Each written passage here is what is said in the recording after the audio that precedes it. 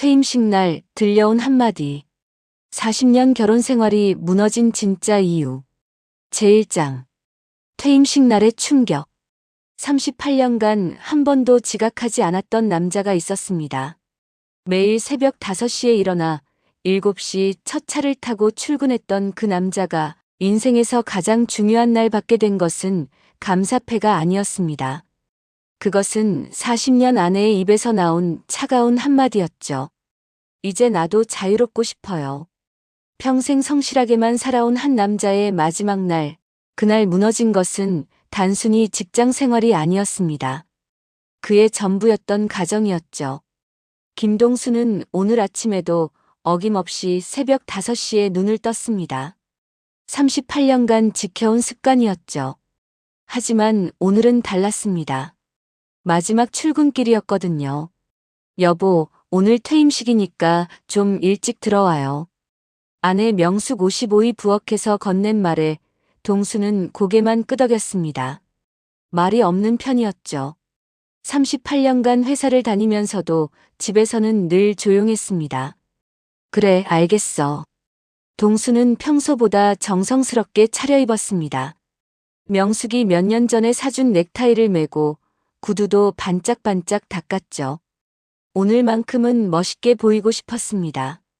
회사에 도착하자 후배들이 화환을 준비해 놓고 있었습니다. 부장님, 오늘은 주인공이시니까 편하게 계세요. 고생 많으셨습니다. 동수는 어색하게 웃었습니다. 칭찬받는 것도 주목받는 것도 익숙하지 않았거든요. 그저 묵묵히 일만 해온 사람이었습니다. 퇴임식이 시작되었습니다. 부장님의 축사, 동료들의 인사말이 이어졌죠. 김동수 과장님은 정말 성실한 분이십니다. 38년간 단 한 번도 지각한 적이 없으시죠. 업무 처리도 정확하시고 후배들 챙기는 것도 최고입니다. 동수의 가슴이 뭉클했습니다. 평생 인정받고 싶었던 말들이었거든요. 정말 수고 많으셨습니다. 앞으로 건강하시고 행복하세요. 감사패를 받는 순간 동수의 눈가에 눈물이 맺혔습니다. 38년의 무게가 느껴졌죠. 오후 6시, 동수는 기분 좋게 집으로 향했습니다. 오늘만큼은 명숙에게 자랑하고 싶었거든요. 어떤 말로 칭찬받았는지, 얼마나 인정받는 사람이었는지 말이죠. 여보, 왔어요? 명숙이 평소와 다름없이 말했습니다. 동수는 감사패를 내밀었죠. 이거 오늘 받은 거야. 38년간 성실히 근무했다고. 명숙은 감사패를 잠깐 들여다보더니 식탁에 놓았습니다. 그래요, 고생했어요. 담담한 반응이었습니다. 동수는 조금 실망했지만 원래 명숙이 그런 성격이라고 생각했죠. 저녁을 먹으며 동수는 앞으로의 계획을 이야기했습니다. 이제 시간이 많아졌으니까 여행도 다니고 손자들도 더 자주 보고 그러자. 여보와 함께 하고 싶은 게 많았어. 이제 진짜 우리 둘만의 시간이잖아. 그때였습니다. 명숙이 젓가락을 내려놓더니 입을 열었죠. 여보, 할 말이 있어요. 목소리가 평소와 달랐습니다. 단단하고 결연했죠. 동수는 고개를 들었습니다. 뭔가 중요한 이야기일 것 같았거든요. 뭔데, 그래. 명숙은 잠시 망설이더니 천천히 말했습니다. 이제 나도 자유롭고 싶어요. 순간 동수의 손이 멈췄습니다. 무슨 뜻인지 이해할 수 없었거든요. 자유롭고 싶다는 게 무슨 말이야? 이혼하고 싶다는 얘기예요. 젓가락이 바닥에 떨어졌습니다. 동수는 멍하니 명숙을 바라봤죠. 갑자기 왜? 무슨 소리야? 갑자기가 아니에요. 오랫동안 생각해온 일이에요. 명숙의 목소리에는 흔들림이 없었습니다. 이미 결정된 일이라는 듯 했죠. 38년을 함께 살았는데. 왜? 바로 그 38년 때문이에요. 이제 더 이상은 못 살겠어요. 동수의 머리가 하얘졌습니다. 인생에서 가장 기뻤던 날이 가장 절망적인 날이 되는 순간이었죠. 명수가 내가 뭘 잘못했는지 말해줘. 고칠 수 있어. 고칠 수 있는 게 아니에요. 여보는 나를 사람으로 본 적이 없어요. 무슨 말이야? 당연히 사람으로 봤지. 언제요? 언제 나한테 관심을 가져줬어요? 언제 내 말을 들어줬어요? 명숙의 목소리가 떨렸습니다. 오랫동안 참아온 감정이 터져 나오는 것 같았죠. 나는 38년간 여보의 밥 해주는 사람, 빨래 해주는 사람, 집 지키는 사람이었어요. 그게 다였어요. 동수는 반박하고 싶었지만 입이 떨어지지 않았습니다. 명숙의 말이 완전히 틀린 것은 아니었거든요. 이제 아이들도 다 컸고 여보도 퇴직했어요. 정말 끝이에요. 명수가 다시 생각해보자. 우리 이런 식으로 끝낼 수는 없어. 이미 변호사도 만나봤어요. 다음 주부터 조정 절차에 들어갈 거예요. 동수는 마치 벼락을 맞은 것 같았습니다. 38년간 쌓아온 모든 것이 한순간에 무너지는 느낌이었죠. 그 밤, 동수는 잠을 이룰 수 없었습니다. 천장을 바라보며 계속 생각했죠. 정말 내가 그렇게 나쁜 남편이었을까? 성실하게 돈 벌어오고 바람 피우지도 않고 술 먹고 행패 부리지도 않았는데. 하지만 명숙의 차가운 표정이 자꾸 떠올랐습니다. 그 표정 속에는 실망과 체념이 가득했죠.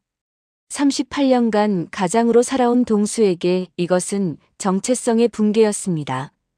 회사에서는 성실한 직장인으로 인정받았지만 집에서는 실격된 남편이었던 것이죠.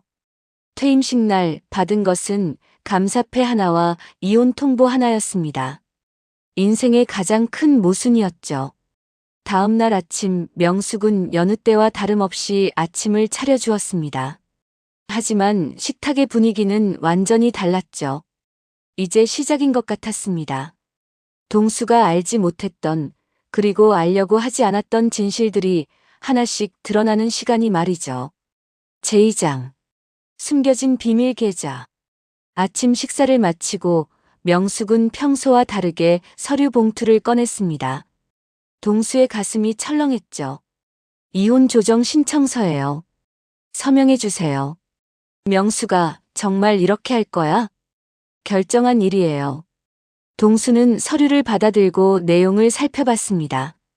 재산 분할 위자료. 낯선 법률 용어들이 눈에 들어왔죠. 재산 분할이라. 우리 집하고 적금 통장 정도가 다인데. 그때 명숙이 또 다른 서류를 내밀었습니다.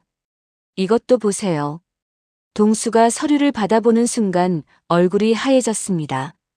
은행 잔고 증명서였는데 자신도 모르는 계좌가 적혀 있었거든요. 이게 뭐야? 여보명의 비밀 계좌예요. 잔액이 8천만 원이더라고요. 동수의 머리가 하얘졌습니다. 그런 계좌를 만든 기억이 없었거든요. 나는 이런 계좌 만든 적 없어. 그럼 누가 만들었겠어요? 8천만 원이 하늘에서 떨어진 줄 아세요? 명숙의 목소리에는 분노와 배신감이 섞여 있었습니다. 38년간 생활비가 부족하다고 할 때마다 돈이 없다. 어려우니까 이해해달라 그러더니 혼자 이런 돈을 모으고 있었네요. 동수는 필사적으로 기억을 되짚어봤습니다. 하지만 정말 기억이 나지 않았죠. 명수가 진짜야. 나는 이런 계좌 만든 적이 없다고. 그럼 이 도장은 뭐예요? 명숙이 계좌 개설 서류를 보여줬습니다. 분명히 동수의 도장이 찍혀 있었죠. 동수는 당황했습니다. 도장은 분명 자신의 것이었는데 언제 이런 계좌를 만들었는지 기억이 전혀 없었거든요. 아, 맞다. 3년 전에 회사에서 퇴직 준비 세미나를 했을 때 동수가 무언가 떠올리는 것 같았습니다. 그때 동료가 노후 준비용 적금을 추천해줬어. 그런데 그게 이 계좌였나? 3년 전부터요? 그럼 그때부터 나한테 거짓말을 했다는 얘기잖아요. 명숙의 실망이 깊어졌습니다. 거짓말이 아니라 깜빡쳤어. 회사 일이 너무 바빠서. 또 변명이네요. 여보는 항상 그래요. 회사 일만 중요하고 집안일은 다 내 책임이에요. 동수는 할 말을 잃었습니다. 변명처럼 들릴 수 있다는 걸 알았거든요. 명숙이 계속 말했습니다. 지난달에도 그랬잖아요. 에어컨 고장 났을 때 수리비가 없다고 하시더니 이런 돈이 있었으면서. 그때는 정말 몰랐어. 몰랐다고요? 자기 통장 잔고를 모른다고요? 명숙의 목소리가 높아졌습니다. 38년간 나는 쌀값 걱정하고 전기세 걱정하면서 살았어요. 여보가 돈 없다고 할 때마다 내가 아르바이트까지 했잖아요. 동수는 아차했습니다. 명숙이 몇 년 전부터 마트에서 시간제 일을 했던 게 생각났거든요. 그때 왜 일한다고 했는지 기억해요? 생활비가 부족해서였잖아요. 명수가 미안해. 정말 몰랐어. 모르는 게 문제예요. 여보는 집안일에 관심이 없어요. 명숙이 서랍에서 가계부를 꺼냈습니다. 빼곡하게 적힌 수입과 지출 내역이 보였죠. 이거 봐요. 38년간 내가 혼자 적은 가계부예요. 동수는 가계부를 받아들고 넘겨봤습니다. 쌀값, 전기세, 가스비. 세세한 항목들이 정성스럽게 기록되어 있었죠. 여보는 한 번도 물어본 적이 없어요. 이달의 생활비가 얼마나 들었는지, 무엇이 부족한지. 가계부 마지막 페이지에는 명숙의 메모가 있었습니다. 에어컨 수리비 마련을 위한 아르바이트 시작이라고 적혀 있었죠. 동수의 가슴이 아팠습니다. 자신이 모르는 사이에 명숙이 얼마나 고생했는지 느껴졌거든요. 그런데 여보는 혼자 8천만 원을 모으고 있었어요. 나한테는 한마디도 없이. 정말 깜빡했어. 회사에서 자동이체로 해놓으라고 해서. 깜빡여? 3년간 매달 20만 원씩 빠져나가는 걸 깜빡한다고요? 명숙의 지적이 날카로웠습니다. 동수는 더 이상 변명할 수 없었죠. 나는 38년간 여보를 믿었어요. 성실하고 정직한 사람이라고 생각했어요. 명숙의 목소리가 떨렸습니다. 그런데 이건 배신이에요. 나한테는 돈이 없다고 하면서 혼자 돈을 모으고 있었다니. 동수는 무릎이 꺾이는 것 같았습니다. 명숙의 말이 맞았거든요. 미안해, 명숙아. 정말 미안해. 미안하다고 해서 해결될 일이 아니에요. 명숙이 이혼 신청서를 다시 내밀었습니다. 이제 정말 끝이에요. 더 이상 참을 수 없어요. 동수는 서류를 바라보며 생각했습니다. 정말 자신이 그렇게 나쁜 남편이었을까? 성실히 일하고 돈을 벌어왔는데 왜 이런 일이 벌어진 걸까? 하지만 명숙의 눈빛에서 38년간 쌓인 서운함과 실망을 읽을 수 있었습니다. 그날 밤 동수는 비밀 계좌 통장을 꺼내봤습니다. 분명히 자신의 이름으로 되어 있었고 매달 20만 원씩 들어가 있었죠. 정말 내가 이걸 만들었나? 왜 기억이 안 나지? 최근 들어 자꾸 깜빡하는 일이 많았습니다. 열쇠를 어디 뒀는지 몰라 찾아다니기도 하고 약속 시간을 까먹기도 했죠. 동수는 불안했습니다. 나이가 들어서 그런 건지 아니면 다른 문제가 있는 건지. 하지만 지금은 그런 것보다 명숙을 설득하는 게 우선이었습니다. 내일 명숙한테 이 돈은 모두 생활비로 쓰자고 말해야겠어. 동수는 그렇게 생각하며 잠자리에 들었습니다. 하지만 이미 명숙의 마음은 돌이킬 수 없는 지경까지 와 있다는 걸 모르고 있었죠. 제3장 갑작스러운 이별. 이혼 조정 첫날, 동수는 정장을 차려입고 가정법원에 나갔습니다. 38년 만에 명숙과 법정에서 마주 앉게 된 것이죠. 조정위원님, 저희는 정말 이혼할 이유가 없습니다. 동수가 간절히 말했습니다. 성격 차이라고 하시는데 38년간 잘 살아왔는데 갑자기 무슨 성격 차이입니까? 조정위원이 명숙에게 물었습니다. 부인께서는 어떻게 생각하십니까? 저는 더 이상 함께 살 수 없습니다. 명숙의 대답은 단호했습니다. 남편분이 바람을 피우거나 폭력을 행사한 적은 없습니까? 그런 건 없습니다. 하지만 관심도 사랑도 없었어요. 조정위원이 고개를 끄덕였습니다. 그럼 재산 분할 문제를 논의해 보겠습니다. 동수는 서류를 꺼냈습니다. 비밀 계좌 8천만 원도 모두 아내에게 드리겠습니다.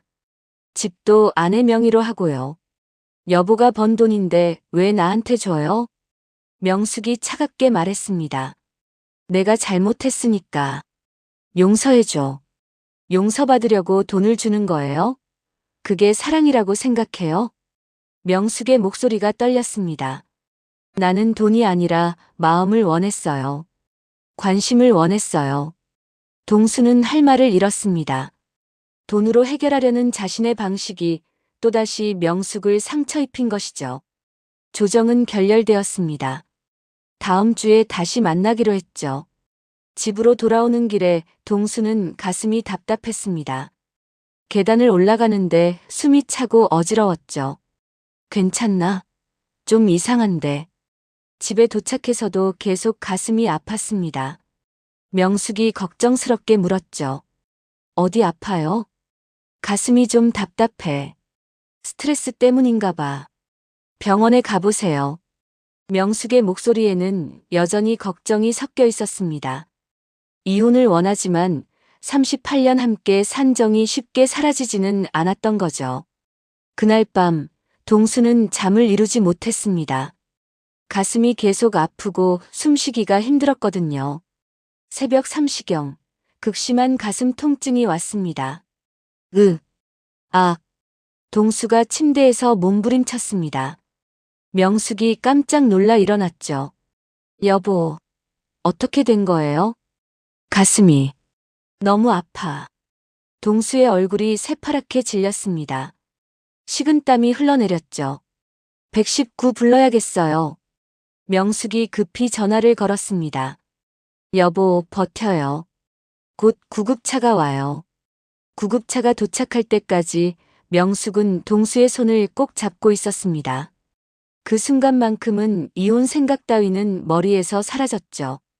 응급실에서 의사의 진단이 나왔습니다.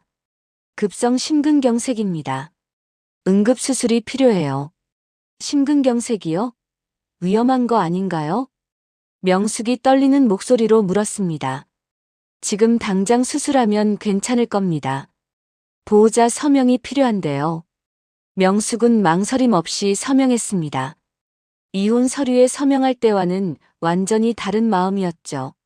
수술이 시작되고 명숙은 복도에서 기다렸습니다. 38년의 세월이 주마등처럼 스쳐 지나갔죠. 처음 만났을 때의 설렘, 결혼식 날의 행복, 아이들을 낳고 기르며 함께했던 시간들. 정말 이렇게 끝나는 건가? 명숙은 자신도 모르게 눈물을 흘리고 있었습니다. 새벽 6시 수술이 끝났습니다. 다행히 성공했습니다. 하지만 앞으로 조심해야 해요. 의사가 말했습니다. 스트레스를 받지 않게 해주시고 약물 치료를 꾸준히 하셔야 합니다.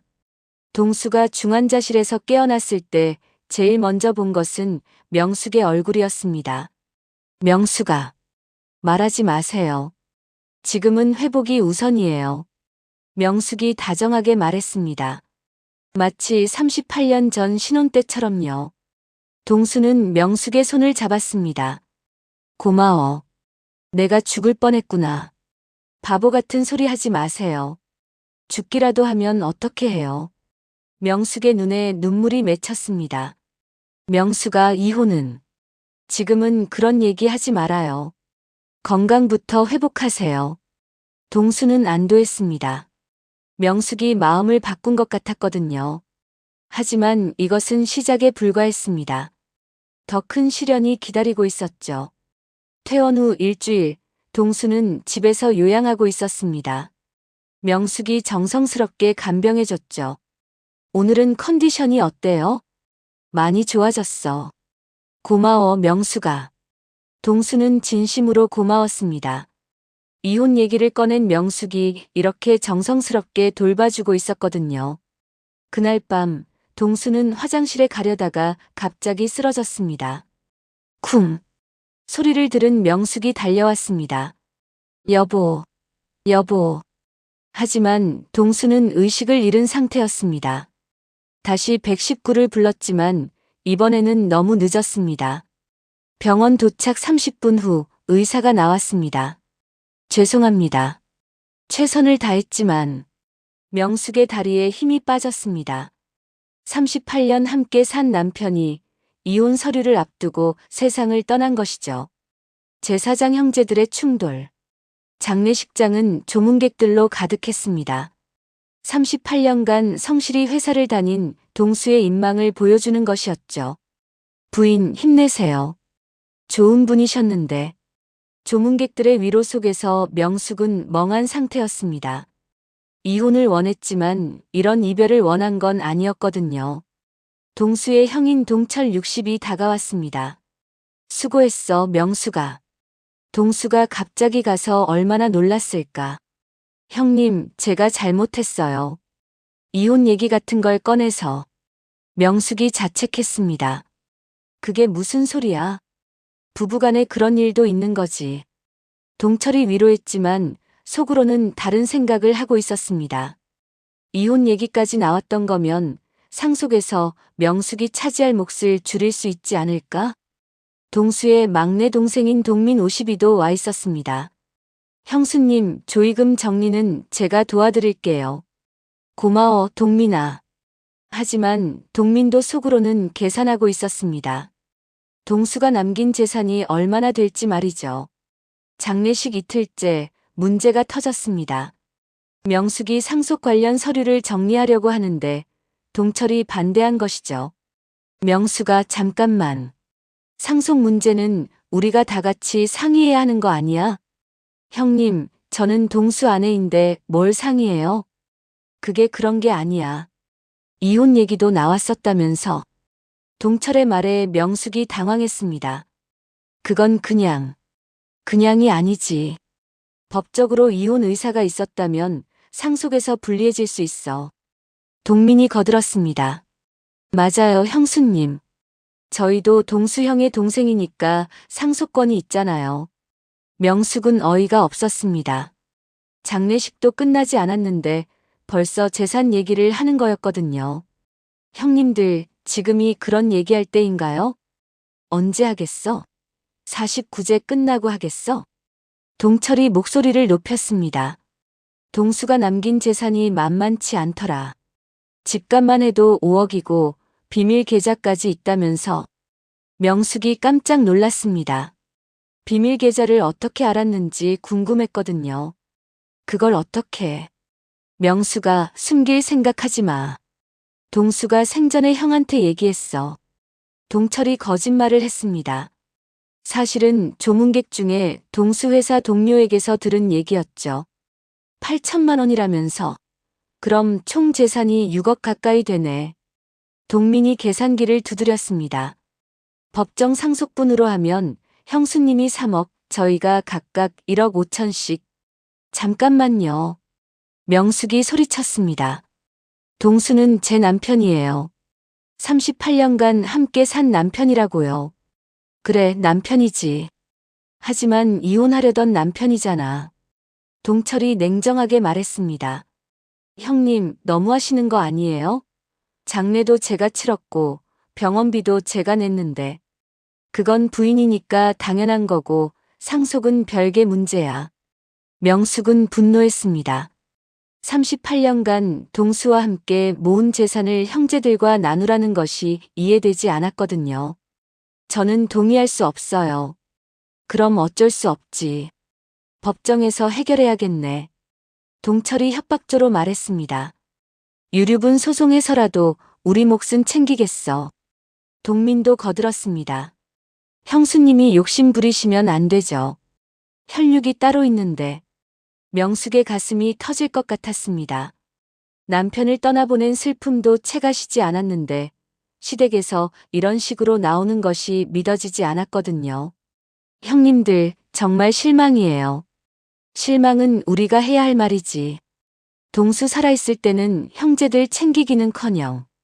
동철이 말을 하다가 멈췄습니다. 너무 노골적인 것 같았거든요.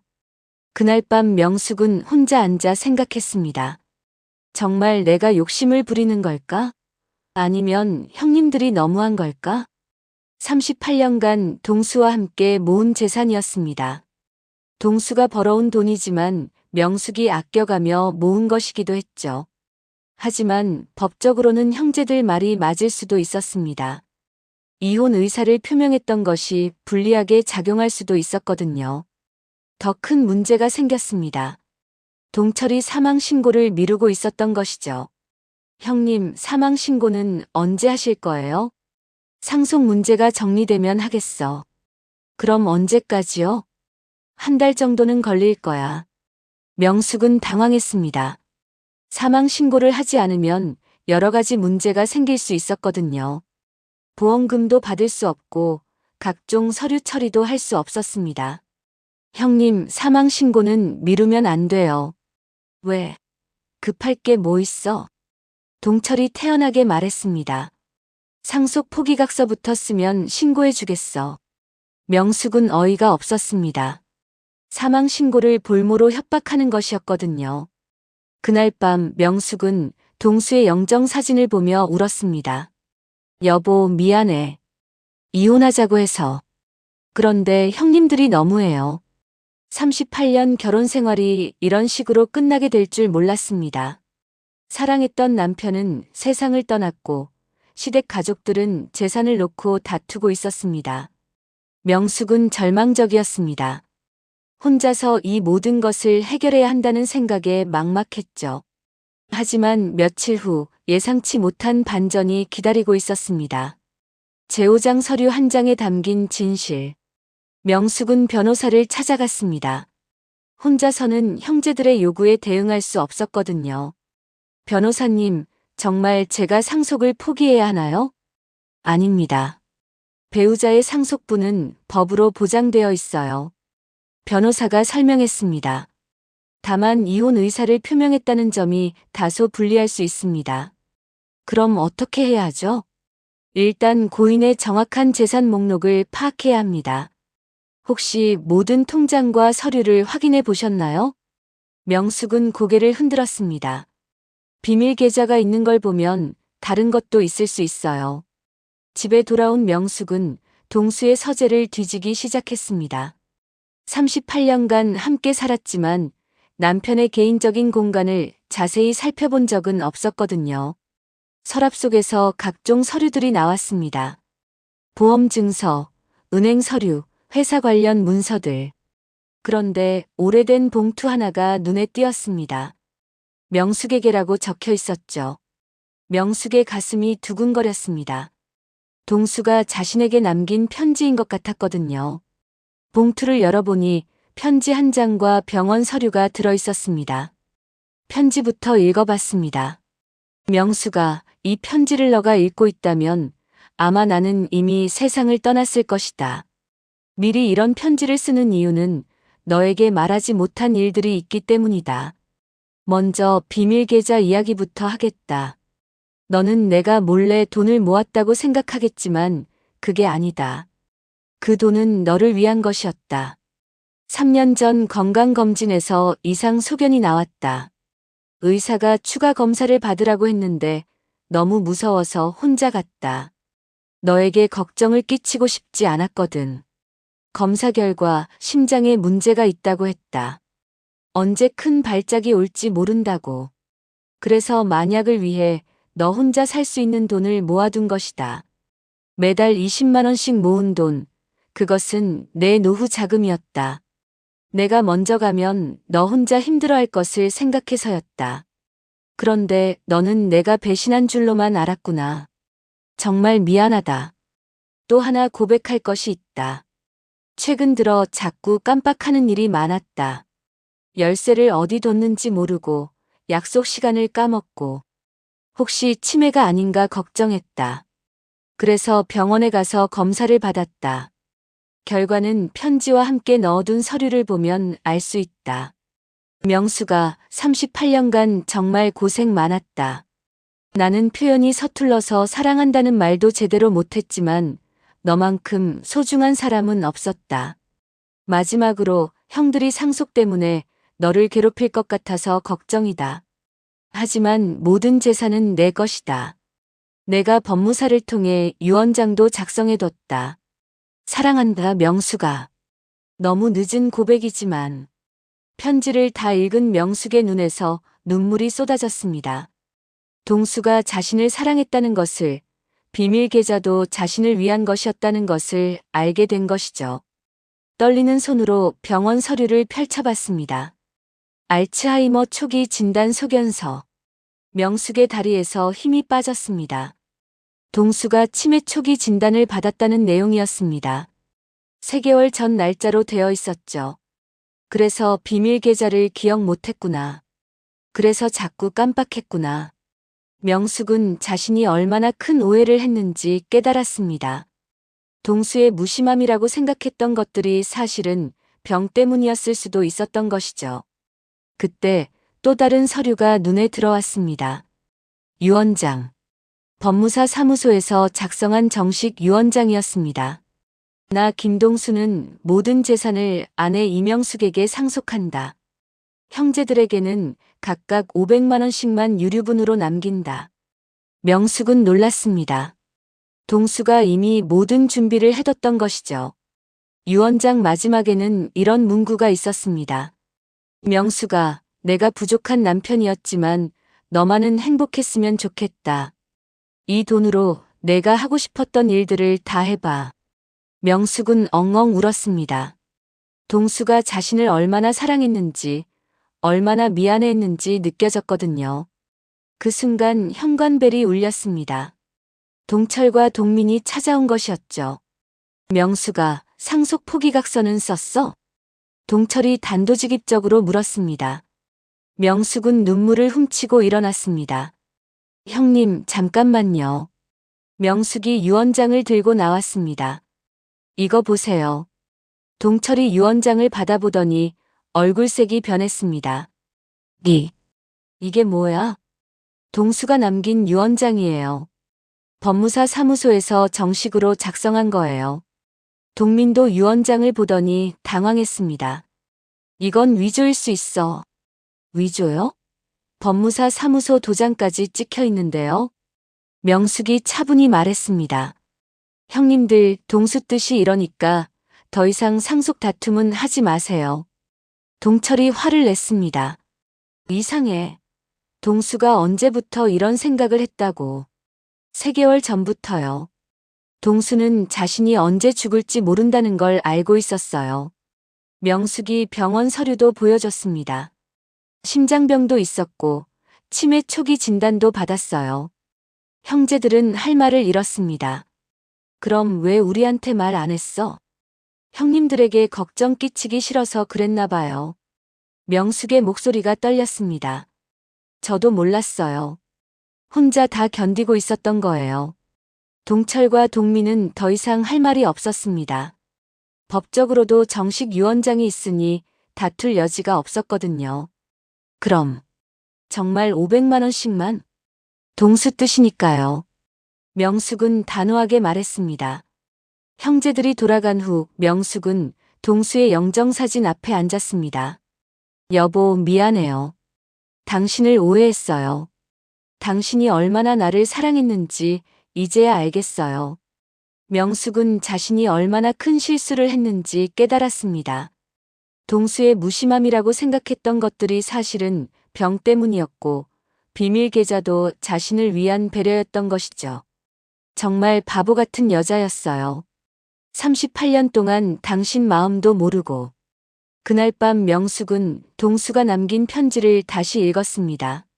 마지막 문장이 가슴에 깊이 박혔죠. 사랑한다, 명숙아. 너무 늦은 고백이지만 제6장 뒤늦은 깨달음. 다음 날 명숙은 동수가 다녔던 병원을 찾아갔습니다. 더 자세한 이야기를 듣고 싶었거든요. 김동수 환자 보호자시죠? 담당 의사입니다. 의사가 명숙을 맞았습니다. 선생님, 제가 남편 병에 대해 전혀 몰랐어요. 어떤 상태였나요? 처음에는 가벼운 건망증 증상으로 오셨어요. 3개월 전쯤이었죠. 의사가 차트를 보며 설명했습니다. 검사 결과 알츠하이머 초기 진단이 나왔는데 환자분이 가족에게 알리지 말아달라고 부탁하셨어요. 명숙의 가슴이 아팠습니다. 왜 그러셨을까요? 가족들이 걱정할까봐 그러신 것 같았어요. 특히 부인 걱정을 많이 하시더라고요. 제 걱정을요? 네, 자기가 치매에 걸리면 부인이 얼마나 힘들어할지 걱정하신다고. 의사의 말을 들으며 명숙은 눈물이 났습니다. 그리고 심장 쪽에도 문제가 있으셔서 정기 검진을 받으셨어요. 심장병도 심각했나요? 관상동맥에 협착이 있어서 언제 심근경색이 와도 이상하지 않은 상태였어요. 명숙은 충격을 받았습니다. 동수가 이런 위험한 상태에서도 혼자 모든 걸 견뎌왔다는 것이죠. 환자분이 마지막에 하신 말씀이 기억나네요. 어떤 말씀이요? 아내가 나 때문에 힘들어하지 않았으면 좋겠다고 하시더라고요. 명숙은 더 이상 참을 수 없었습니다. 병원 복도에서 엉엉 울었죠. 집으로 돌아온 명숙은 동수와 함께했던 마지막 3개월을 되돌아봤습니다. 자꾸 깜빡하던 것, 말수가 더욱 줄어든 것, 때때로 멍하니 있던 것. 그 모든 것이 병 때문이었다는 걸 이제야 깨달았죠. 내가 그때 이혼 얘기를 꺼내니까 얼마나 충격이었을까. 명숙은 자책했습니다. 그때 전화벨이 울렸습니다. 동수 회사 동료였죠. 사모님, 김 부장님 49제는 언제 하세요? 아, 다음 주 토요일에 하려고요. 그런데 사모님, 부장님이 생전에 저한테 부탁한 일이 있어요. 무슨 일이요? 사모님께 전해드릴 게 있다고 하셨는데 한번 만날 수 있을까요? 명숙은 궁금했습니다. 동수가 또 무엇을 남겨뒀는지 말이죠. 다음 날 동수의 동료를 만났습니다. 부장님이 이걸 사모님께 꼭 전해달라고 하셨어요. 동료가 작은 상자를 건넸습니다. 언제부터 준비하신 건가요? 한 달 전쯤부터요. 갑자기 정리하는 분위기였어요. 상자를 열어보니 목걸이 하나가 들어있었습니다. 그리고 작은 쪽지도 있었죠. 명수가 38년 전 신혼여행 때 사주려던 목걸이야. 그때는 돈이 없어서 못 샀는데 이제라도 받아줘. 명숙은 38년 전을 기억했습니다. 신혼여행 때 보석가게 앞에서 예쁜 목걸이를 보며 넋을 잃고 있었던 일을요. 동수가 나중에 돈 벌면 사줄게라고 했었는데 정말 그 약속을 지킨 것이었죠. 부장님이 그러시더라고요. 평생 못 해준 게 너무 많다고. 동료의 말에 명숙의 눈물이 또다시 흘렀습니다. 그리고 이것도 드리라고 하셨어요. 동료가 봉투를 하나 더 건넸습니다. 안에는 명숙의 사진이 들어있었습니다. 38년간의 사진들이었죠. 결혼사진, 아이들과 함께 찍은 사진, 가족여행 사진. 모든 사진의 뒷면에는 동수의 글씨로 메모가 적혀 있었습니다. 가장 아름다운 신부. 아이들과 함께한 행복한 시간. 평생 함께하고 싶은 사람. 명숙은 놀랐습니다. 동수가 이 모든 사진에 자신의 마음을 적어뒀다는 것이죠. 마지막 사진은 최근 것이었습니다. 명숙이 정원에서 꽃을 가꾸고 있는 모습이었죠. 뒷면에는 이렇게 적혀 있었습니다. 내가 사랑하는 사람. 미안하다 그리고 고맙다. 부장님이 그러시더라고요. 표현을 잘 못해서 사모님이 오해하실까봐 걱정된다고. 명숙은 더 이상 견딜 수 없었습니다. 38년간 함께 살면서 동수의 진짜 마음을 몰랐다는 사실이 너무 아팠거든요. 집에 돌아와서 명숙은 그동안의 일들을 되돌아봤습니다. 동수가 매일 일찍 일어나서 출근 준비를 했던 것. 비 오는 날이면 우산을 챙겨주던 것. 늦게 들어와도 고생했어라고 인사하던 것. 작은 것들이었지만 그것이 동수만의 사랑 표현이었다는 걸 이제야 깨달았습니다. 명숙은 동수의 옷장을 열어봤습니다. 정갈하게 정리된 옷들, 38년간 성실히 회사를 다니며 입었던 옷들이었죠. 양복 주머니에서 작은 수첩이 나왔습니다. 펼쳐보니 명숙의 생일, 아이들 생일, 결혼기념일 등이 빼곡히 적혀 있었습니다. 명숙 생일 마이너스 미역국 끓여주기. 결혼기념일 마이너스 꽃 사가기. 명숙 감기 마이너스 약국에서 종합 감기약. 사소한 것들까지 전부 적혀 있었습니다. 명숙은 깨달았습니다. 동수가 무심한 것 같았지만 사실은 자신만의 방식으로 가족을 챙기고 있었다는 것을요. 그날 밤 명숙은 동수의 영정사진 앞에서 말했습니다. 여보, 정말 미안해요. 당신 마음을 몰랐어요. 이혼하자고 했던 거 정말 후회돼요. 왜 그때 좀 더 기다리지 못했을까요? 명숙은 자신이 얼마나 성급했는지, 얼마나 이기적이었는지 반성했습니다. 동수가 완벽한 남편은 아니었지만 자신만의 방식으로 가족을 사랑하고 있었던 것이죠. 이제야 알겠어요. 당신이 저를 얼마나 사랑했는지. 제7장. 진짜 사랑의 의미. 49제를 앞두고 명숙은 동수의 물건들을 정리하고 있었습니다. 하나하나 정리할 때마다 새로운 발견이 있었죠. 서재 책상 서랍에서 또 다른 수첩이 나왔습니다. 펼쳐보니 가계부였습니다. 명숙이 적는 가계부와는 다른 동수만의 가계부였죠. 명숙 아르바이트비 마이너스 생활비 보탬. 에어컨 수리비 마이너스 명숙이 걱정하니까 빨리 해결해야 함. 비밀계좌 적금 마이너스 명숙 노후 자금. 명숙은 놀랐습니다. 동수가 집안 경제를 전혀 모른다고 생각했는데 사실은 다 알고 있었던 것이죠. 가계부 마지막 페이지에는 이런 메모가 있었습니다. 명숙이 마트에서 일하는 것을 보니 내가 생활비를 충분히 주지 못한 것 같다. 더 많이 벌어야겠다. 명숙의 눈물이 또다시 흘렀습니다. 동수가 자신의 아르바이트를 모른 척했던 것은 무관심에서가 아니라 자존심을 지켜주려던 배려였던 것이죠. 그때 큰딸 지영 30이 찾아왔습니다. 엄마 아빠 유품 정리 도와드릴까요? 고마워 지영아. 그런데 이것 좀 봐. 명숙이 동수의 가계부를 보여줬습니다. 지영이 가계부를 보더니 눈이 빨개졌습니다. 아빠가 이런 것까지 적어두셨네요. 그러게. 나는 아빠가 집안일에 관심 없는 줄 알았는데. 엄마, 저는 알고 있었어요. 지영이 말했습니다. 뭘? 아빠가 엄마 걱정 많이 하시는 것. 지영이 기억을 더듬었습니다. 엄마가 감기 걸렸을 때 아빠가 저한테 전화하셔서 엄마 좋아하는 죽 종류가 뭐냐고 물어보신 적 있어요. 정말? 네, 그리고 엄마 생일 전에도 엄마가 요즘 갖고 싶어 하는 게 뭐냐고 물어보셨고요. 명숙은 놀랐습니다. 동수가 자신을 위해 그런 노력을 했다는 걸 전혀 몰랐거든요. 엄마 아빠는 표현이 서툴렀을 뿐이에요. 마음은 진짜였어요. 지영의 말이 명숙의 가슴에 와닿았습니다. 둘째 아들 준호 28도 와서 함께 이야기를 나눴습니다. 아빠가 저한테도 그런 질문 많이 하셨어요. 어떤? 엄마가 요즘 스트레스 받는 것 같은데 무슨 일이냐?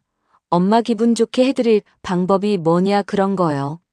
명숙은 점점 더 놀랐습니다. 정말?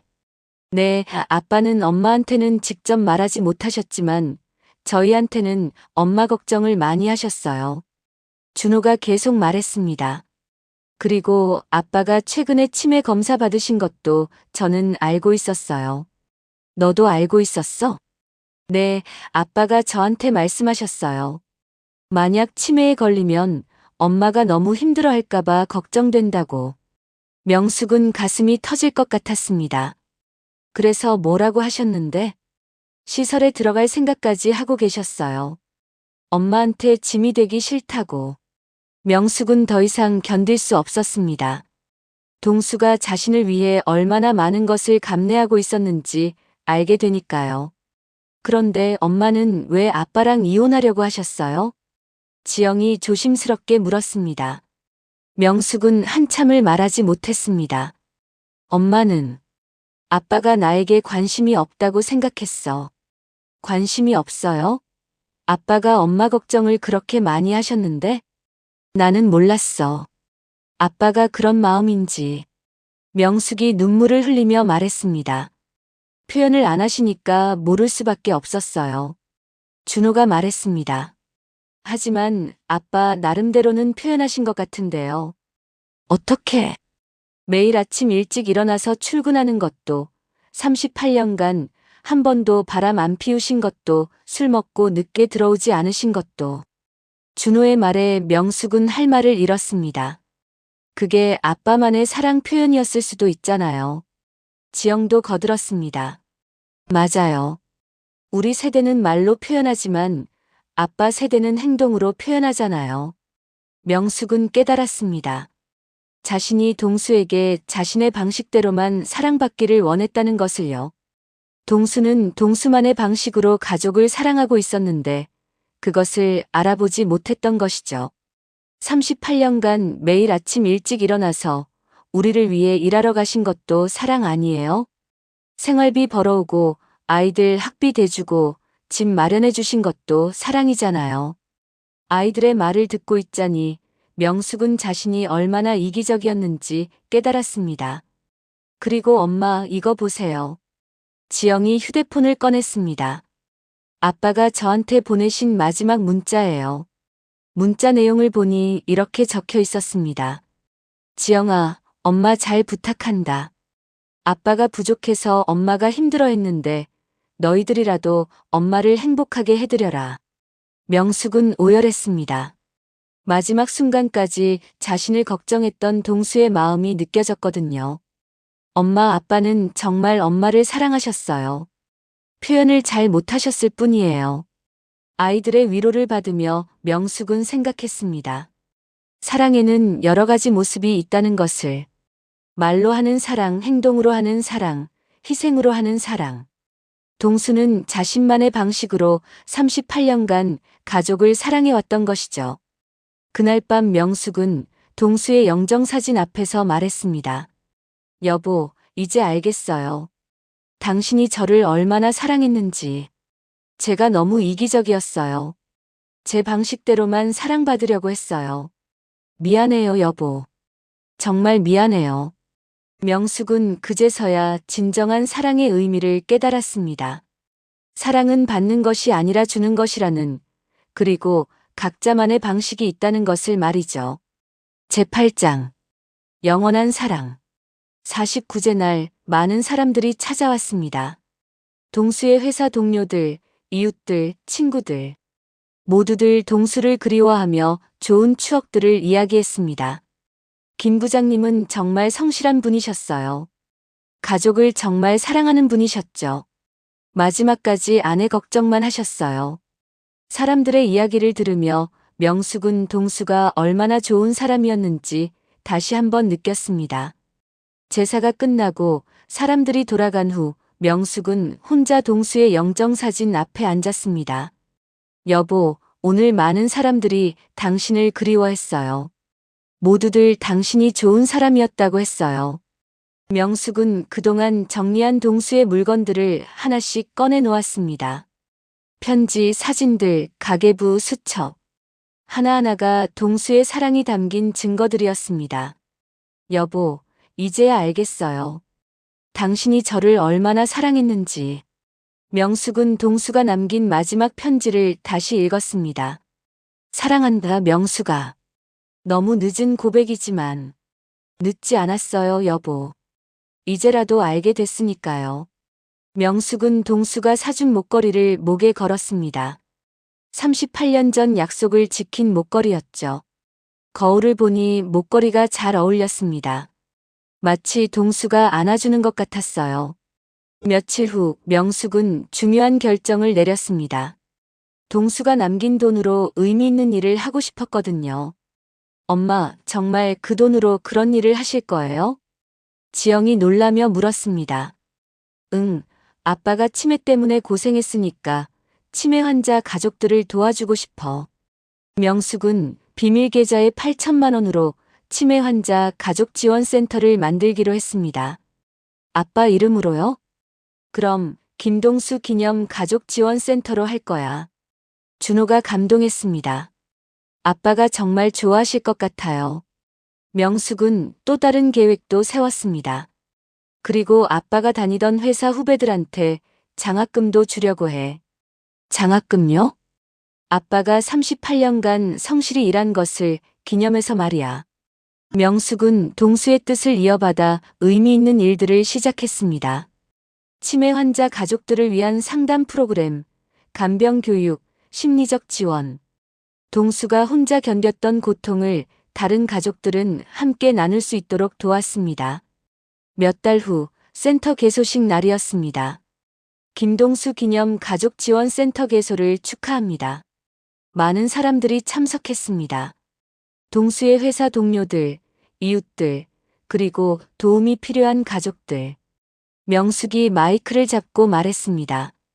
제 남편 김동수는 치매 초기 진단을 받았지만 가족에게 말하지 않고 혼자 견뎠습니다. 그 이유는 가족이 걱정할까 봐서였어요. 명숙의 목소리가 떨렸습니다. 하지만 혼자 견딜 일이 아니었어요. 함께 나누고 함께 이겨내야 할 일이었죠. 이 센터가 그런 가족들에게 작은 도움이 되었으면 좋겠습니다. 박수가 터져 나왔습니다. 센터 한쪽에는 동수의 사진이 걸려 있었습니다. 그 아래 명패에는 이렇게 적혀 있었죠. 사랑하는 방법은 여러 가지입니다. 김동수님은 평생 묵묵한 헌신으로 가족을 사랑하셨습니다. 개소식이 끝나고 집에 돌아온 명숙은 동수의 영정사진에게 말했습니다. 여보, 오늘 당신 이름으로 좋은 일을 시작했어요. 당신이 혼자 견뎠던 일을 다른 사람들은 함께 나눌 수 있게 도울 거예요. 명숙은 이제 동수 없는 삶에 적응해 가고 있었습니다. 외롭지만 동수가 남긴 사랑이 여전히 자신을 지켜주고 있다는 걸 느꼈거든요. 1년 후 명숙은 센터에서 상담 자원봉사를 하고 있었습니다. 제 남편도 치매 진단을 받았는데 어떻게 해야 할지 모르겠어요. 찾아온 아내가 눈물을 흘리며 말했습니다. 저도 그랬어요. 처음엔 정말 막막했죠. 명숙이 다정하게 말했습니다. 하지만 혼자가 아니에요. 함께 이겨낼 수 있어요. 명숙은 자신의 경험을 나누며 그 아내를 위로했습니다. 가장 중요한 건 사랑이에요. 표현 방식은 달라도 사랑하는 마음만 있으면 돼요. 그날 저녁 명숙은 동수의 묘소를 찾았습니다. 여보, 오늘도 한 가족을 도왔어요. 당신 덕분에 많은 사람들이 도움받고 있어요. 명숙은 동수의 묘비에 새꽃을 꽂아주었습니다. 묘비에는 명숙이 직접 새긴 글이 있었습니다. 사랑하는 남편 김동수. 평생 묵묵한 사랑으로 가족을 지켜준 사람. 당신의 사랑은 영원히 계속됩니다. 해질녘 명숙은 집으로 돌아갔습니다. 현관문을 열며 다녀왔어요 라고 말했습니다. 동수가 있을 때의 습관이었죠. 집은 조용했지만 동수의 온기가 여전히 남아있는 것 같았습니다. 거실에 걸린 가족 사진들, 동수가 좋아했던 의자, 함께 키운 화분들. 모든 것이 동수와의 추억으로 가득했습니다. 명숙은 동수가 남긴 편지를 다시 꺼내 읽었습니다. 명수가 38년간 정말 고생 많았다. 나는 표현이 서툴러서 사랑한다는 말도 제대로 못했지만 너만큼 소중한 사람은 없었다. 저도 알고 있어요, 여보. 이제는 정말로요. 명숙이 편지에 대답했습니다. 당신의 사랑 방식을 이해해요. 그리고 저도 당신을 정말 사랑해요. 그날 밤 명숙은 평온한 잠에 들었습니다. 꿈에서 동수를 만났습니다. 젊었을 때의 모습으로 나타난 동수가 말했죠. 명수가 고마워. 내 마음을 알아줘서. 여보, 이제 행복하게 살아. 나는 항상 내 곁에 있을게. 꿈에서 깨어난 명숙은 눈물을 흘리고 있었습니다. 하지만 슬픈 눈물이 아니었죠. 감사한 눈물이었습니다. 창밖에 아침 햇살이 비치고 있었습니다. 새로운 하루의 시작이었죠. 명숙은 일어나서 창문을 활짝 열었습니다. 여보, 오늘도 당신이 시작한 좋은 일들을 계속할게요. 당신의 사랑이 더 많은 사람들에게 전해지도록 할게요. 햇살 속에서 동수의 목소리가 들리는 것 같았습니다. 고마워, 명수가. 사랑해. 명숙은 미소를 지었습니다.